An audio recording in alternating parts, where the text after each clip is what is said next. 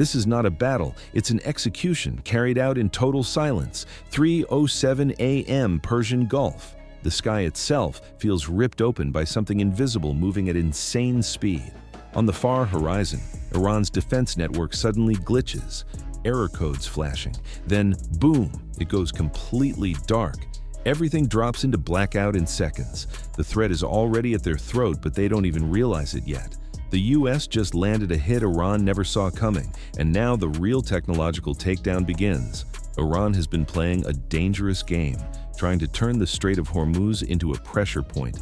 By squeezing this critical oil route, they believed the US would hesitate, knowing one wrong move could send global oil prices exploding and shake the entire economy. But at 3:10 a.m., that plan starts falling apart fast. The U.S. Navy doesn't bite. The supercarrier USS Gerald R. Ford is sitting safely in the Arabian Sea, showing off its insane $13 billion power. Its next-gen EMALS launch system fires off aircraft at rapid speed, sending out the E-2D and EA-18G Growler like watchful predators. These aircraft scan everything from long range, keeping the carrier far from danger while still controlling the fight. By 3:15 a.m., things get even more intense. The destroyer USS Carney quietly slips away from the formation. Then comes the order. MCON Alpha. Every radar shuts off instantly, turning the ship into a ghost on the water. No signals, no noise, nothing. It moves carefully through dangerous minefields, creeping closer to Carr Island, just 120 nautical miles out. Right now, this ship is basically a loaded weapon, waiting for the exact moment to strike. Then, 3:45 a.m. hits, and Iran reacts fast. Missile launchers along the coast power up, and swarms of high-speed boats flood the strategic straits. State TV pushes a bold message saying, "The Persian Gulf will be the grave of the aggressor." The tension spikes worldwide. Oil prices jump 9% in just 2 hours. Everyone is watching, waiting, as both sides look locked in a deadly standoff. But what Iran doesn't see coming is what happens next. It's something way bigger than expected. At 3:55 a.m., the real operation kicks off, and it's ice cold. No noise, no warning, just pure precision. This is the first step of a full system shutdown from the inside out. U.S. cyber units trigger a hidden logic bomb buried deep in Iran's systems, forcing control servers into endless reboot loops. At the same time, the EA-18G Growler starts blasting electronic attacks from above. This is a brutal double hit. Chaos from inside, pressure from outside. Iran's defense network stops acting like a system and turns into scattered, confused outposts trying to survive. High above, 500 miles in space, a KH-11 satellite locks onto Carr Island with crystal-clear focus. It feeds real-time intel to the E-2D Hawkeye using Link 16, a high-speed tactical network. That data flows straight to the USS Carney. The ship doesn't even need to turn on its radar, and it refuses to. Staying silent keeps it invisible, but its missiles are already locked with perfect coordinates sent from above. Iran starts to realize they're being exposed in real time. They push back hard, firing up maximum jamming and launching hundreds of drones to hide key positions. The sky fills with UAVs, trying to create confusion and shield their assets. But the E-2D's APY-9 radar isn't ordinary. It's built for exactly this kind of chaos, and it's ready to cut straight through it. It slices through interference like a surgeon, cutting out fake signals and locking onto real threats with scary precision. Every coordinate stays locked in tight. Now the USS Carney is in position, like a gun pressed right against the enemy's temple. No mistakes allowed, no escape routes left. At 3:50 a.m., communication lines are crushed. The U.S. Navy takes full control of the entire frequency spectrum straight from the USS Gerald R. Ford. The EA-18G Growler launches a brutal electronic assault. Imagine Sony WH-1000XM5 noise-canceling headphones, but instead of blocking sound, this thing is blasting overwhelming signals across every frequency Iran depends on. It's not silence, it's total domination of the airwaves. Iran doesn't sit back, they fight hard. Their electronic warfare units flood the battlefield with decoys. Fake transmitters pop up everywhere, showing thousands of ghost targets on U.S. systems. They start jumping between frequencies at insane speed, trying to find just one clean line to communicate. But the Growler isn't fooled. It hunts signals like a predator, analyzing and jamming them instantly. The entire sky turns into a digital blackout where nothing gets through. And under that cover of pure electronic chaos, the USS Carney finally strikes. From its Mark 41 vertical launch system, boom, a swarm of Tomahawk Block 5 cruise missiles erupts into the sky. These aren't basic weapons. They're smart, low-flying machines built to slip past defenses. They drop down to just 50 feet above the surface, hugging the Earth so tightly they stay completely out of sight from observers on Carr Island. The second those Tomahawks launch, control shifts instantly to the F-35C pilots flying above. Now the Carney steps back from pulling the trigger and becomes support, handing control to the ones with the best view of the battlefield. Up in the sky, the F-35C Lightning II fighters take over, and these aren't just jets, they're flying supercomputers. They're not assisting, they're running the entire show. Using Link 16, the F-35C pilots guide the missiles in real time. The moment their sensors pick up a new Iranian air defense system activating, they react instantly. Flight paths get rewritten mid-air, steering Tomahawks around danger zones like it's nothing. The sky is exploding with electronic pulses and anti-aircraft fire, but the U.S. operation stays locked in and controlled. The missiles weave through the chaos, slipping between defenses with precision. It looks messy from the outside, but behind the scenes, everything is calculated. Guided by the stealth jets above, each Tomahawk moves exactly where it needs to go. One F-35C pilot adjusts the display, steady and focused, then reports target acquired through the defense grid, setting up the final strike. By 4:20 a.m., another layer of this operation reveals itself. While everything above the surface is exploding with action, something deadly has been waiting below the entire time. A Virginia-class nuclear submarine has been sitting silently at the bottom of the bay for weeks. No movement, no signals, completely invisible. Using passive sonar, it tracks even the smallest mechanical vibrations without giving away its position. Working alongside it, an MH-60R Seahawk helicopter lifts off from the USS Carney. It starts dropping sonobuoys into the water one after another, building a hidden detection grid beneath the surface.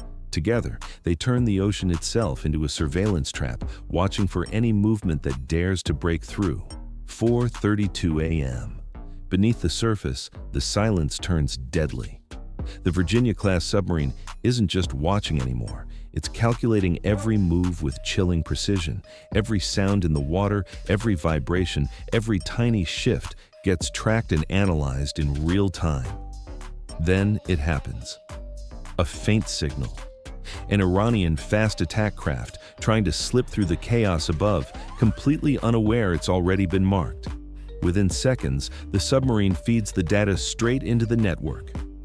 Above, the MH-60R Seahawk locks onto the same target using its dipping sonar. This is full coordination, air and sea moving like one system. The ocean is no longer a hiding place, it's a trap. 4:36 a.m. The Seahawk makes its move. A lightweight torpedo drops into the water and disappears beneath the surface.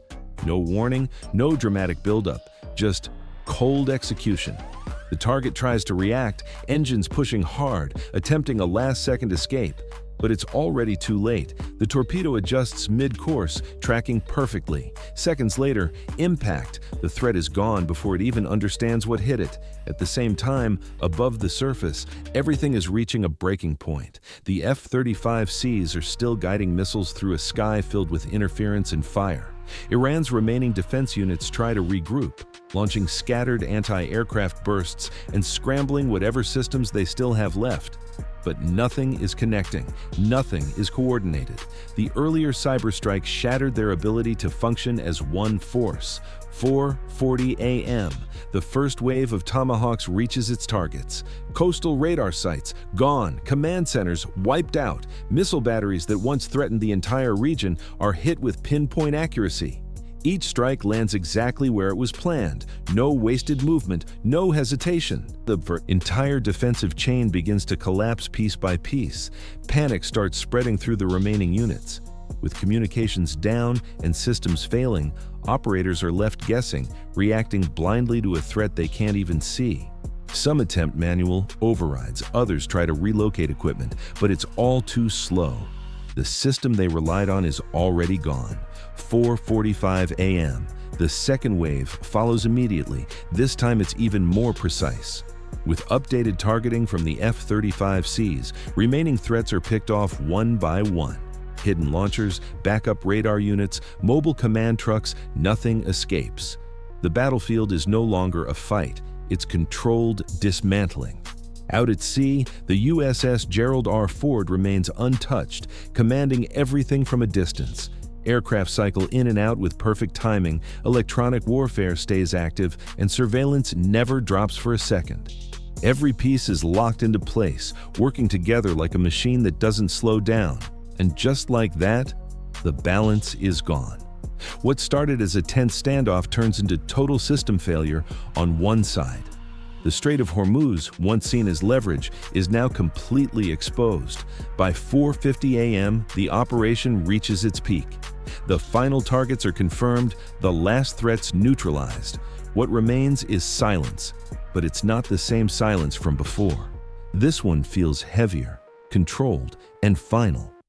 The message is clear without a single word being spoken. This wasn't just a strike.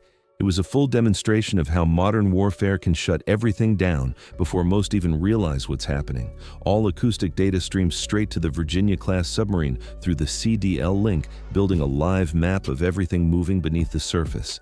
Every hidden object, every shift in the water, tracked in real time. But Iran isn't out yet. They deploy the Kilo-class submarine, often called the Black Hole, and it lives up to that name.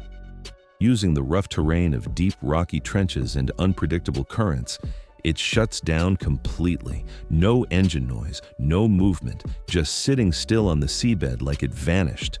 That's exactly why US sensors miss it early on. 4:35 a.m. The trap tightens and the Kilo realizes it's been exposed. With no safe way out, it suddenly powers up. Electric motors kick in, and the submarine surges upward toward periscope depth. Then, attack! A volley of Test-71 torpedoes blasts out of the tubes, racing straight toward the U.S. fleet. In seconds, the calm breaks. The black hole just came alive right under them. 4:40 a.m. As attention shifts underwater, everything above explodes into chaos. Iran's Bavar 373 mobile air defense systems, which stayed hidden all night with radars off inside hardened bunkers, suddenly activate all at once. At the same time, a mixed wave hits. Shahed drones swarm in, and C-802 anti-ship missiles launch from mobile coastal platforms. The USS Carney's Aegis radar gets slammed with targets all at once, pushing it to the limit in those first critical seconds. Iran manages to fight back hard. Using backup frequencies, they partially jam U.S. communications, knock out 2 Tomahawk missiles, and force the MH-60R Seahawk into constant evasive moves under heavy fire. Inside the Carney's Combat Center, tension spikes as the operations officer calls it out. "We've been outmaneuvered. Bavar 373 is locking onto the fleet. We've lost the tactical overview. For the first time in the operation, the U.S. is in a real crisis. Iran hasn't just held on, they've flipped the momentum."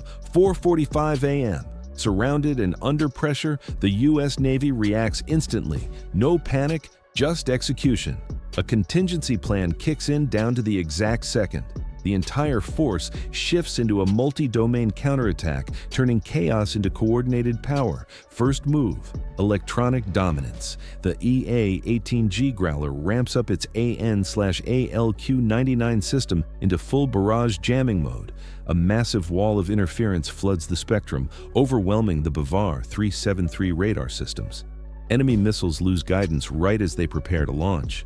Just like that, their accuracy collapses, Then comes the strike from above. The F-35C Lightning II squadron pivots fast, switching missions mid-flight to suppression of enemy air defenses. From their internal bays, they launch AGM-88 HARM missiles, locking onto radar emissions with deadly precision.